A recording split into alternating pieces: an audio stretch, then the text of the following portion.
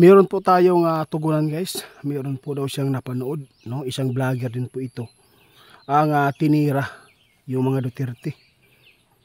Siguro nasa edad pa siguro ito mga 30, no? Content creator din po ito. Meron po nagpatanong, ito parang hindi na siguro makakabalik si tatay pa dito. Tungkol po ito kay Tatay Digong guys, kasi meron po sila napanood na isang content creator na nagpaabot. Magpapagilit po daw siya ng liig niya kung makakauwi si Tatay Digong, no? Parang bago pa lang po itong napanood nila na video, bagong latest po talaga yung video na panood nila, kaya gusto po daw nila mong itanong sa amin, sa ating kaibigan, kung ano po ba talaga ang katotohanan, kasi ipinapaabot na po namin noon, no, na alam po natin na mabasura na po ang kaso ni tatay, kaya nandito tayo, tugunan po natin guys. Kung mayroon po makikita ang ating mga kaibigan, baka nandito sila linyo. Kaibigan? Uy, si tatay. Tay, kumusta? Naikuan ba? Mayroon nag-request sa atin, kasi mayroon po nagsasabi na magpapagilit po daw siya ng liig. Content creator din ito. Ang kanyang pinapuna lagi at nilait-lait yung mga Duterte. Batanon pa man guni nga kuan daw vlogger. Nais po daw magpatanong sa inyo yung nakapanood sa kanya tungkol po kay Tatay Digong, kasi po ipinapaabot na po natin ito na makakabalik po talaga si tatay.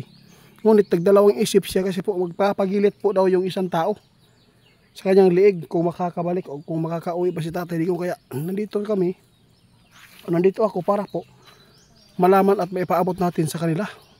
Kung kayo po ang tatanungin ko, kasi po sinabi na po ninyo na makakabalik at mabasura po talaga yung kaso ni Tatay Digong doon sa Netherlands.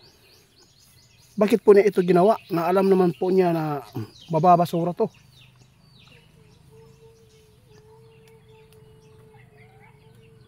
Guys, alam po ninyo,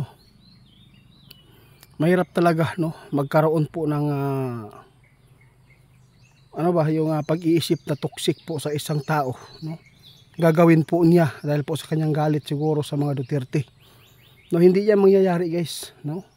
Alam po natin na hindi niya gagawin yan, magpapagilit siya na alam naman po niya na makakabalik si Tatay Digong. Sabi ng ating kaibigan, pabayaan po ninyo yan. Kasi po tayo medyo parang lagi po niyang tinira po yung mga Duterte.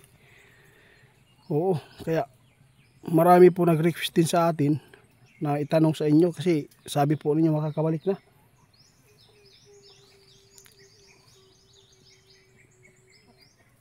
Sabi ng ating kaibigan, wag lang po kayong magpapadala po ha. Kung ano man po ang inyo napapanood sa social media ngayon, kahit ano na lang ang kanilang gawin para po ay maraming mga supporters, mga Duterte na makagawa po ng kasamaan. Kaya wag po kayong magpapalin lang nito, no? Kapag makakauwi si Tatay Digong, balikan nyo yan. Oo. Sabihin nyo, magpapagilit ka. Kasi po, sabi ng ating kaibigan, mabasura na ang kaso guys. Wala nang mga lakas ba, walay mga kusog na mga patutuo kung yung mga biktima ni tatay noon, kung totoo man yan, dapat daw mapalutang doon sa hiningi ng ICC para po ay matablan si tatay. Ngunit wala man. Pero may isang vlogger pa talaga na nagsasabi, nagpapagilit daw siya, kaya maraming nagpaabot sa atin. Natakot po daw sila, baka totoo po yung sinasabi ng vlogger. Kaya sinabi po natin kaibigan guys, ito po.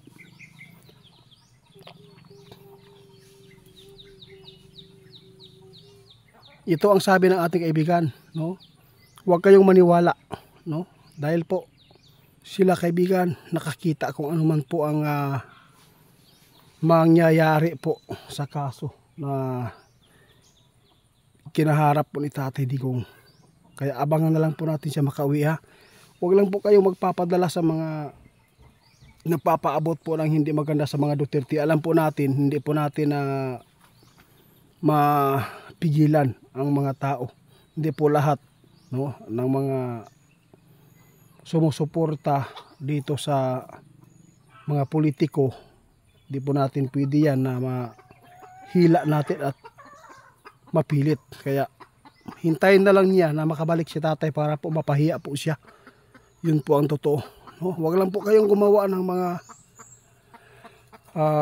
hindi maganda po sa kapwa para hindi po mapabagsak natin ang inyong sinusuportahan ngayon, lalo na po yung mga advice ni kaibigan.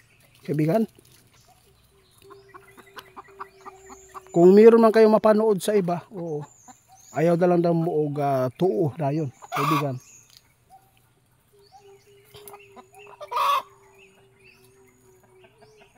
O hindi po lahat ng mga supporters, no, na nag reaction video tungkol po sa mga iniidolo po nila na mga politiko. Alam po natin kanya-kanya po ang beat po natin. Kaya hindi na lang po natin papansinin po kung ano man po ang kanilang ibinabato. Ang importante dito na nakuha natin sa ating kaibigan na makakabalik na po si tatay dito at mabasura pa ang kaso. Pero ang babala po ni kaibigan ninyo, kahit makabalik man si tatay digong dito, meron pa rin siyang haharapin po na kaso, no? Meron pa rin siyang haharapin na problema. Alam na po daw ng lahat. Dahil po ay gusto po nila talaga na mapabagsak ang mga Duterte. Kaya dapat daw hindi po tayo gagawa ng ikapabagsak ng mga Duterte na alam naman po natin na mas marami pa ang mga supporters ng mga Duterte kaysa dito sa kabila.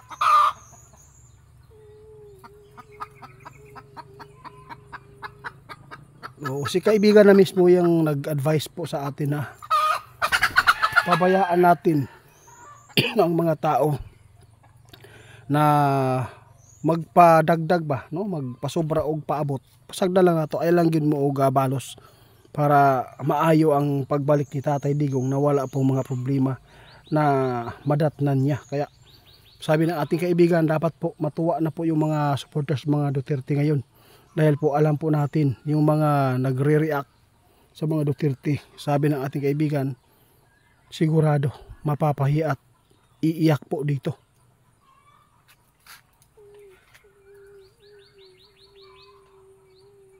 Yung mga nagdiin kay tatay ngayon guys, sabi ng ating kaibigan, kinakabahan na nang makabalik na si Tatay Digong dito kasi alam po nila na meron na po talagang kaso na inihanda para po sa kanila. Kung meron ng kaso na maatubang ni Tatay Dire, walang problema yan. Nakaligtas nga si Tatay doon sa Netherlands. Dito pa kaya na maraming mga tao na kanyang mga supporters na handang magpakamatay dito.